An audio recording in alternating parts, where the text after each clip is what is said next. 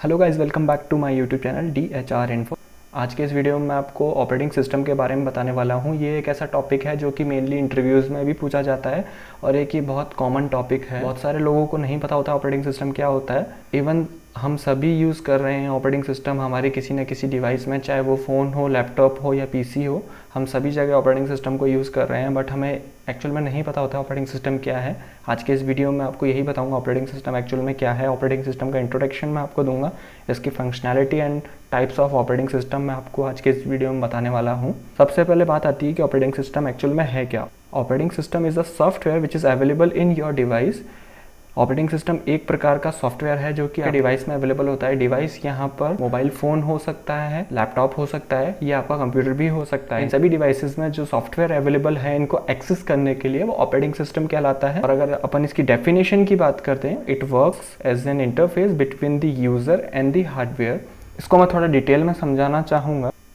जितने भी हमारे यूज़र्स हैं, उन यूज़र्स को हार्डवेयर से इंटरेक्शन जो प्रोवाइड करा रहा है वो ऑपरेटिंग सिस्टम कहलाता है। डिस्प्ले पर एक इमेज आप देख पा रहे होंगे। इस इमेज में आप देख सकते हैं कि यूज़र्स जो हैं वो डायरेक्टली किसी भी हार्डवेयर को, चाहे वो CPU, RAM या इनपुट आउटपुट डिवाइसेस हो, उनको डायरेक्टली एक्सेस नहीं कर सकता है। उसके लिए ऑपरेटिंग सिस्टम की रिक्वायरमेंट रहती है। ऑपरेटिंग सिस्टम अपन ये कह सकते हैं कि एक मीडिएटर की तरह काम करता है। अगर कोई यूज़र किसी सिस्टम में लगे हार्डवेयर को एक्सेस करना चाहता है तो वो डायरेक्टली उस पर्टिकुलर हार्डवेयर को इजीली एक्सेस नहीं कर सकता है। उसके लिए उस यूज़र को एक स्पेसिफिक ऑपरेटिंग सिस्टम या एक सॉफ्टवेयर की रिक्वायरमेंट रहती है। अब यहाँ पे बात आती है कि अगर ऑपरेटिंग सिस्टम अवेलेबल नहीं है और कोई यूज़र किसी हार्डवेयर को एक्सेस करना चाहता है तो उस सिचुएशन में क्या होगा। उस सिचुएशन में कोई यूज़र अगर किसी हार्डवेयर को एक्सेस करना चाहता है तो उस सिचुएशन में उसको एक प्रोग्रामिंग का यूज़ करना होगा। मान लीजिए आपके पास एक लैपटॉप है जिसमें ऑपरेटिंग सिस्टम इंस्टॉल्ड नहीं है और आप एक वर्ड डॉक्यूमेंट प्रिंट करना चाह रहे हैं। उस वर्ड डॉक्यूमेंट को प्रिंट करने के लिए आपको एक स्पेसिफिक प्रोग्रामिंग का यूज़ करना होगा।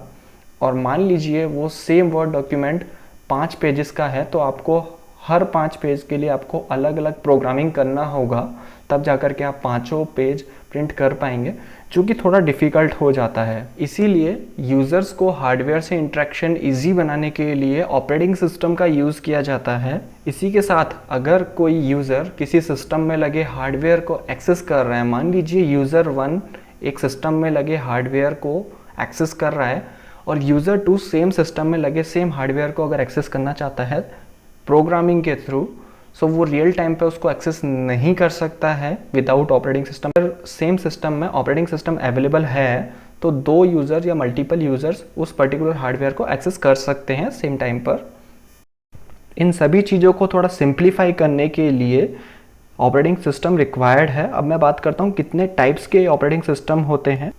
सबसे मेन और जो सबसे पॉपुलर ऑपरेटिंग सिस्टम है वो है विंडोज़ ऑपरेटिंग सिस्टम माइक्रोसॉफ्ट के द्वारा प्रोवाइड कराया जाता है। सबसे पॉपुलर और सबसे इजी टू यूज़ माने जाने वाला ऑपरेटिंग सिस्टम विंडोज़ ही है। आप ज़्यादातर सिस्टम्स में देखेंगे कि आपको विंडोज़ ऑपरेटिंग सिस्टम ज़्यादा मिलेगा। हो सकता है विंडोज़ 10, विंडोज़ 8, 8.1 और विंडोज़ 7 या विंडोज़ XP आपको देखने को मिलेगा। यहाँ विंडोज़ XP, विंडोज़ 7 ये एक लेगेसी प्रोडक्ट है। इनका जो सपोर्ट है वो एंड हो चुका है। माइक्रोसॉफ्ट इनका सपोर्ट अभी प्रोवाइड नहीं करा रही है। हालांकि माइक्रोसॉफ्ट ने रिसेंटली अभी विंडोज़ 11 लॉन्च किया है, ऑफिशियली लॉन्च कर दिया है, बट धीरे धीरे ये सिस्टम्स में अवेलेबल होने लग जाएगा। अभी ये प्रॉपरली अवेलेबल नहीं हुआ है, थोड़ा सा इसमें टाइम लग सकता है। Windows operating system easy to use होने की वजह से इसने मार्केट को 90 to 95% एक्वायर्ड किया हुआ है। ज़्यादातर यूज़र्स को विंडोज़ ऑपरेटिंग सिस्टम इसलिए अच्छा लगता है क्योंकि ये बहुत ज़्यादा ईजी टू यूज़ है। इसी के साथ ये बेटर सिक्योरिटी भी प्रोवाइड कराता है। विंडोज़ ने बहुत सारे एडिशंस लॉन्च किए हैं, जैसे कि Windows XP, Windows 7, Windows 8, Windows 8.1, Windows 10 and अभी विंडोज़ 11 रिसेंटली लॉन्च्ड हुआ है। माइक्रोसॉफ्ट कंटिन्यूअसली इस पे वर्क कर रहा है। अपना जो परफॉर्मेंस है ऑपरेटिंग सिस्टम का उनको धीरे धीरे इन्हेंस कर रहा है माइक्रोसॉफ्ट। ये ऑपरेटिंग सिस्टम इन्हेंस होते जाएंगे उतना ज़्यादा मल्टीटास्किंग ईजी होता जाएगा। डिवाइस मैनेजमेंट, स्टोरेज मैनेजमेंट, ये सारी चीज़ें ईजी होती जाएंगी धीरे धीरे। डिवाइस का जो स्पीड है, परफॉर्मेंस स्पीड है, वो भी धीरे धीरे इन्हेंस होता जाएगा। अब जो सेकंड नंबर पे ऑपरेटिंग सिस्टम आता है वो है मैक ऑपरेटिंग सिस्टम, जो कि एप्पल के द्वारा बनाया जाता है। बहुत सारे लोगों का ये मानना होता है मैक ओएस सबसे ज़्यादा सिक्योर है। इसका जो लेटेस्ट अपडेट आया है वो है मैक ओएस बिग सुर। इसका लेटेस्ट अपडेट है जो कि 11.0.1 है।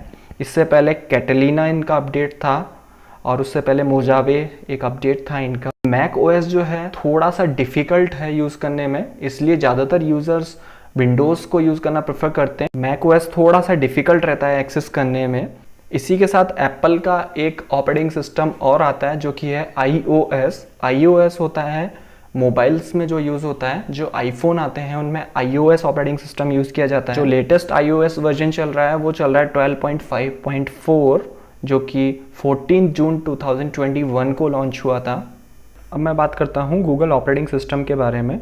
गूगल के भी दो ऑपरेटिंग सिस्टम है, पहला एंड्रॉयड ऑपरेटिंग सिस्टम, दूसरा Chrome OS. Android operating system smartphones में यूज़ किया जाता है, जो बेसिकली अपन स्मार्टफोन्स यूज़ करते हैं, वो चाहे वन प्लस हो, सैमसंग हो, MI हो, ओप्पो, वीवो, इन सभी में जो ऑपरेटिंग सिस्टम आता है ये मेनली एंड्रॉयड ऑपरेटिंग सिस्टम आता है जो कि गूगल प्रोवाइड कराता है। इसके साथ ही गूगल का एक ऑपरेटिंग सिस्टम और आता है जो कि है Chrome OS. Chrome OS Google अपने लैपटॉप्स में प्रोवाइड कराता है। जैसे विंडोज़ एक ऑपरेटिंग सिस्टम है, वैसे ही गूगल का एक ऑपरेटिंग सिस्टम है क्रोम ओएस, जो कि क्रोम बुक में गूगल के द्वारा प्रोवाइड कराया जाता है। क्रोम बुक के नाम से खुद का एक ब्रांड है गूगल का, जिसके वो लैपटॉप्स मार्केट में सेल करता है। जो लेटेस्ट एंड्रॉयड वर्जन चल रहा है वो चल रहा है एंड्रॉयड वर्जन 11, जो कि एंड्रॉयड R के नाम से भी जाना जाता है। ये सितंबर 2020 में लॉन्च हुआ था एंड्रॉयड 11।